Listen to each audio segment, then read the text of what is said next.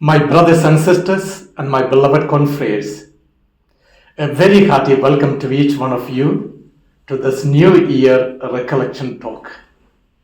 At the very outset, I would like to wish you a very happy, prosperous New Year 2023. May the Lord of blessings shower His graces upon us, keeping us focused on this new year with a purpose and commitment in our lives. Last year, we reflected over the aspect of journeying and having a route to the root. We understood the need of a reformed spirituality in our lives. At the same time, the frantic experience of the pandemic held our life back in a shocking manner, making us realize that many things that we possibly plan out for our lives need not happen even when we are good-willed. Many things were strange, and we are not confident to take over anything new just because we are not aware of tomorrow. Yes, this is a level in which we are today. The possibilities of life are at hand. At the same time, the fulfillment of those possibilities are not guaranteed. But can I give up on my journey in life?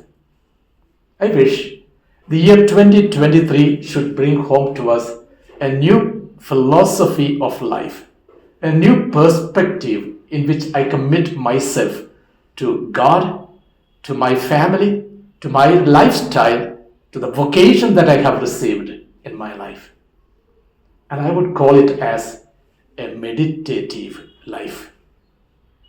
One story that rings time and again in my eardrum is this. The story of a Buddhist monk who was a meditative man once decides to come out of his monastery and to move into the city to see the difference of life. He went into one of the most busy streets of Japan, and that startled him. When he looked around, there's only movement, there's only noise. There is a total topsy-turvy situation which he encountered contrary to the experiences that he is making in the monastery, the silence and the serenity of life. But he decided, this cannot be so. Who would at least put the first effort in order to make the people aware of the need to stop, to think, and to meditate over what they are doing? There's no one else other than me. Let me venture into it. Therefore, the monk decided that every day he would come to the city. He would stand at a main place and he would shout out one thing. Where are you going?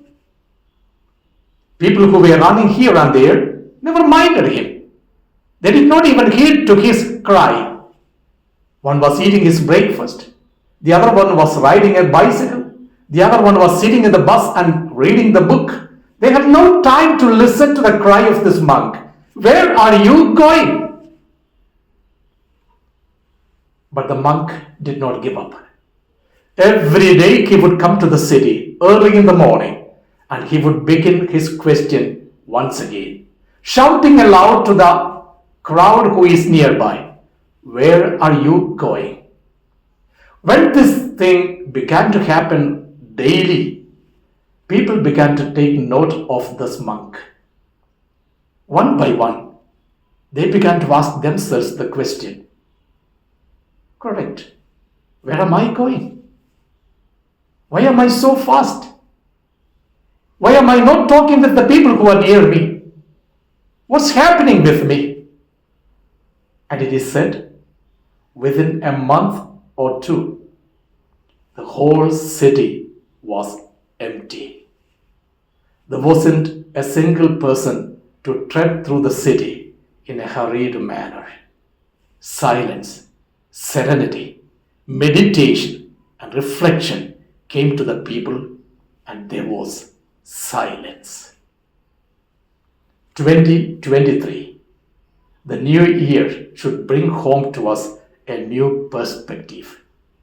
We who have experienced things which were so strange in our life, we who have encountered death time and again in the previous years, we who have learned a new word which we never uttered in our lives, pandemic, should now realize life can be different if I am not conscious of what I am living.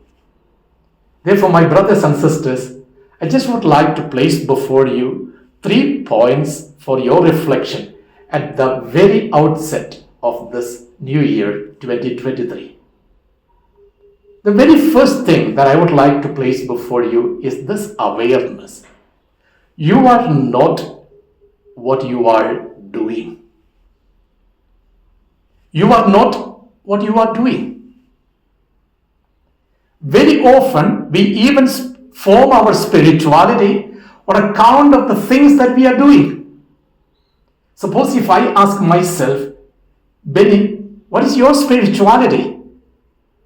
I would begin to define it in this way.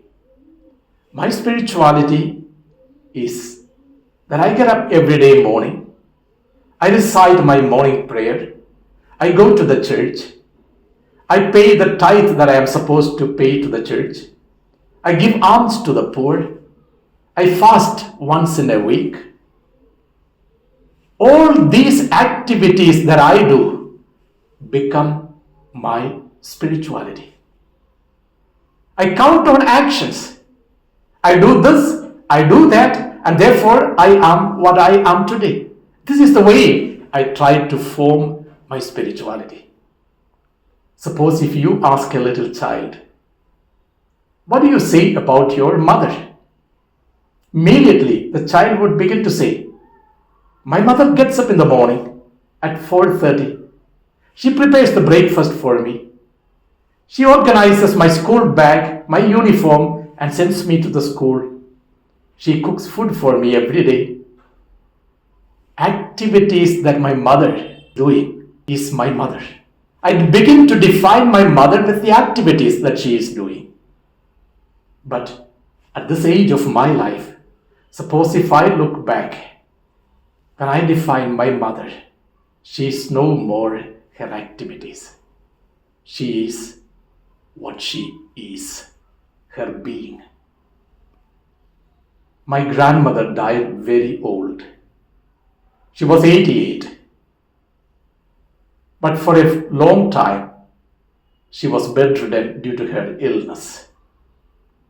We could understand her feelings only by the blinking of her eyes, or the small movements that she made with her fingers, or a shake of the leg, expressing her anger, her sadness, her joy, her pain, her loneliness.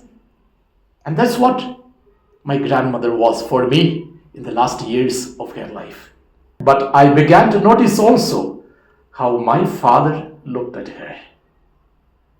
After her death, he was in my uncle's house.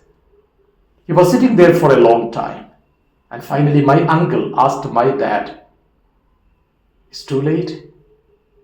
Are you not going home? And the answer came, why to go home? Mother is not there. And who was this mother? Lying on the bed for a long time. Many years, not even uttering a single word. But when that mother dies and when she goes away from the home, suddenly there is an emptiness. Mother is no more there. This, in fact, is life in itself. A consciousness of my own being makes me become more conscious. I'm not what I do. My philosophy professor used to teach me one thing. It is your being that matters. It is your being that matters. But this being is something not that appears before me. That exactly is the problem. As I grew up, when I began to teach, especially the sacrament of the Eucharist, I began to understand how difficult it is to explain to my students about that reality of the presence of Jesus in the sacrament of the Eucharist through transubstantiation. The accidents are there, but the accidents are not the essence. When I teach my students about the Eucharist and the real presence of Jesus and the manner of his presence in this sacrament of the Eucharist, I can never explain about Jesus' presence there without taking the whole Jesus in his very being. From his childhood, the stature that he has, the wisdom that he possessed, the spirituality that he lived, the sociability in which he was engaged, all these aspects of the life of Jesus becomes his being, his essence. Yes, Jesus is present in the sacrament of the Eucharist, and I become aware of that, not because of his activities, but because of the person that he developed in the course of time and the one who he became. And that is his personality, his essence. Yes, my brothers, my sisters, Jesus is someone who gives us that concept of the understanding you are not what you do. I look at a woman in the Bible. She is the one who runs the maximum. And you know her well, Martha. Jesus visits her and he tells her one thing, repeating her name, Martha, Martha. Mary has chosen the best part. You know well, whenever Jesus wanted to communicate an important matter, he repeated the names. Simon, Simon, Saul, Saul, Jerusalem, Jerusalem, Martha, Martha. There is something serious going to come after these repetitions. And now when the Lord calls her, Martha, Martha, he is telling her, Mary, your sister, has taken the best part. And what is that? We call it in our Indian language, upavasa, being with. Not even an action, not even a movement. Just near the Lord and being near him becomes that lifestyle of Mary. Upavasa.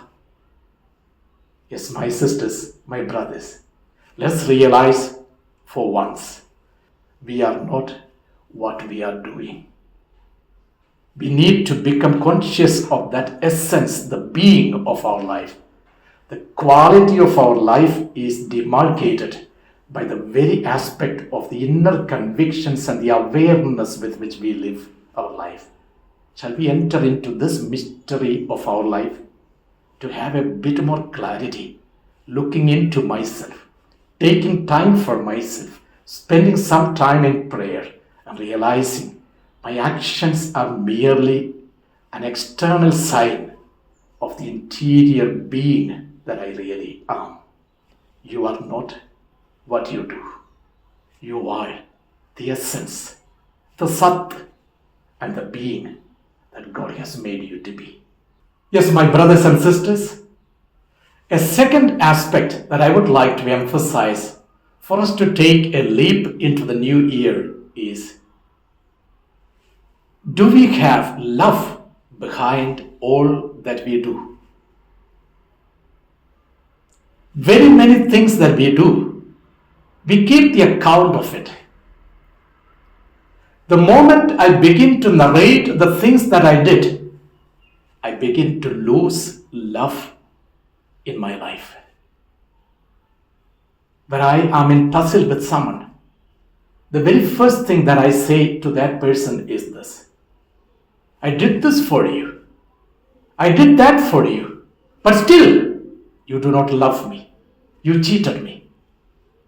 The most important aspect of one's life is when I keep accounts of things that I do, I begin to reduce the rhythm of my love for the other. This is here, I'm well taken up by that passage in the Gospel of Matthew, chapter 25, where Jesus encounters his disciples with one very interesting statement. When I was hungry, you gave me food. When I was thirsty, you gave me drink. When I was in the prison, you visited me. And these people who are hearing him are asking him the question, Lord, when did we do all these? When did we give you drink? When did we give you food? When did we visit you in the prison? Yes, they have forgotten all those good things that they did in their life because they were not measuring their activities in relation to their love. Do we have love behind all what we do? My sisters, my brothers, one thing we can be sure. We do not have to be very clever to understand the absence of love. I have heard one of my friends saying about a very personal experience that he made at a railway station. He was standing at the railway station and he notices a woman with a child in her arm. The woman was desperately looking everywhere for something. Realizing that she is in a need, this man goes near to her and asks her, Madam, is there anything wrong? Can I be of any help to you? And this woman says, my child has autism. But I would have been very happy if someone holds this child so that I can go to the washroom. The natural ethics in this man immediately realized the need to help the woman who is in need. He told, it's fine, I will hold the child. You go and come. But he says, as soon as the woman handed over this child to him and she went away, the child in his arm began to wriggle like a snake for a long time, realizing one thing, I'm not in the most safe hands. Even a child with autism realizes when it is not in the arms of someone who loves it. Yes, later my friend says he did that out of an ethical concern for this woman. But the child in the arm realized there is no love inside of him. This exactly is the question that we need to ask ourselves today. I just would like to take you, my brothers and sisters, to that banquet hall of Simon the Pharisee. What is happening there? Simon has arranged a sumptuous meal for Jesus and his disciples. They are all there eating the meal. But the Lord is not very happy. As they are sitting there together for the meal, perhaps having something from the table, there comes a woman. She comes closer to him and sits near his feet like a cat. She sees the feet of Jesus and she embraces it. She herself was a woman with faltered feet. And she knew very well the people whom she has ever met in her life had dirty feet. But today, she sees for the first time a feet that is very clean, pure in itself. She sheds her tears. She wipes his feet with her hair and kisses it time and again. Simon was wonderstruck. He asks the question to himself, does he not know who this woman is? She is a sinner and she is showing such kind of love towards him. And you know, one of the things that you can notice very well about Jesus is that Jesus can always read the heart of the people. The Lord tells, Simon, she has loved much. You gave me food. You gave me drink. But there is no love in your heart. But the moment she reached this house, there emerged a sense of love from her. And that permeates this house today. Is there love behind your actions? This perhaps should be one of those challenging questions that we need to ask today. Each time when I speak to the other, to my family member, you know how much I love you? You know how many things I did for you? And challenge each other with these questions. We have to sometimes at least return to ourselves and ask, is there love behind all what I do? I had a great experience of a couple narrating to me of an experience they made in a 5-star hotel. It was their wedding anniversary. They went to the hotel and they were sitting there ordering wonderful sumptuous meal. But both of them were playing with their mobile even as they were eating the food, not even looking into the eyes of each other. After the meal, they were still resting there. There was a beautiful window which was opened, which could show them the panorama outside. Suddenly, the eyes of this couple got fixed on a family which was outside in the slum. The woman comes with a vessel full of rice and curry for her husband. He is sitting there, and as he was so tired, he takes this rice and begins to eat very fast. And after a while, he realized that his wife also did not eat. He calls her close to him. They sit together. Now they begin to share the meal from the same vessel. As soon as this couple who was sitting in the 5-star hotel, looking through the window and seeing this strange thing in their life, as it is happening in the life of this poor people outside, they were so ashamed. They were not even willing to look at the face of each other. Yes, sometimes people on the other side of the window make you aware how dry are you in your heart in loving the other. I sometimes ask myself this question, my brothers and sisters. You who said, I love you so much at the time of your marriage, why is it possible for you to look into the eyes of that same husband today, even after having slept with him the previous night, and tell him, I love you? You know, when that midwife brought that child that you gave birth and told you, this is your child, hold it, and told that it's a boy child, what was the kind of feeling that you experienced in your life? Your whole being was embracing that child.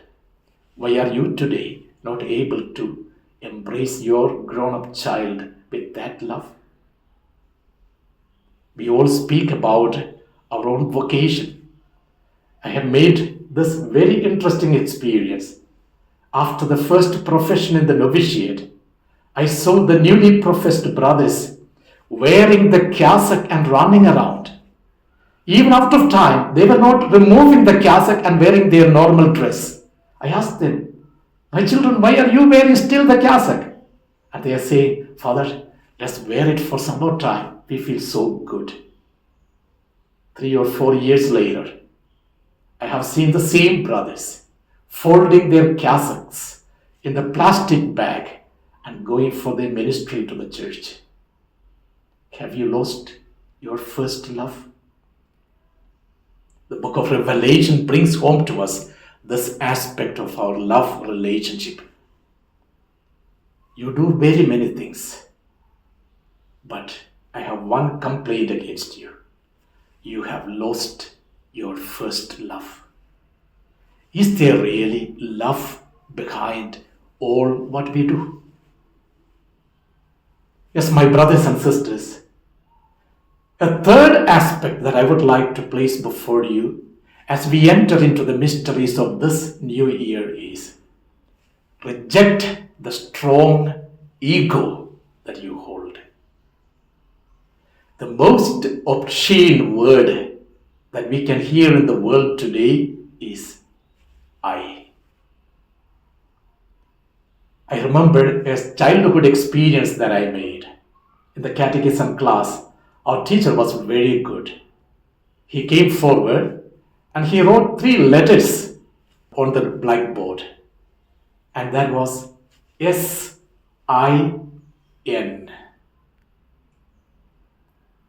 After having written that, he removed that I, naturally giving a lot of explanation about it, how sin emerges inside.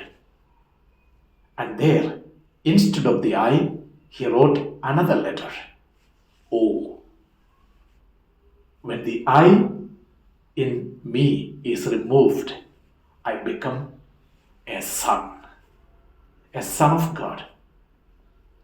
In the letter to the Galatians, St. Paul beautifully mentions about this sonship. He says, in the fulfillment of the time, God has sent his only Son for us that we may take part in his sonship and become heirs of God, children of God, crying out, Abba, Father. Yes, very often this aspect of our I consciousness, too much of emphasis on my own self, makes me today too self-centered. The experiences that we make in our own life context, emphasizing and encircling everything surrounding our own being, makes us also people who are isolated in life. Let me conclude with one experience I made with a friend of mine. He was unwilling to go to his office for work. I asked him why.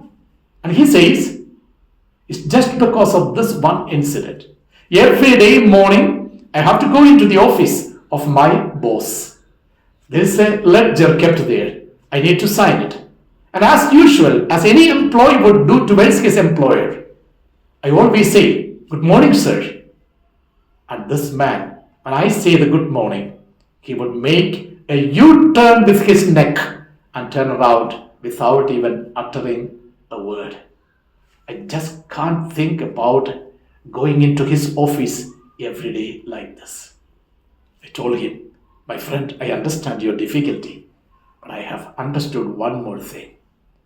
Even when he is doing this mistake, the ego that crushes you, not able to address this ego of the other, is the worst thing. Can you not cancel off your I and begin to become a son? Humility is the way to reduce the ego in our lives. Yes, my brothers and sisters, let's realize as we enter into this new year, we are not what we are doing. And very many things that we do it without love. Let's begin to love. And to love, let's reduce the ego that is inside of us. Live a life of humility. I wish each one of you a very happy, prosperous new year.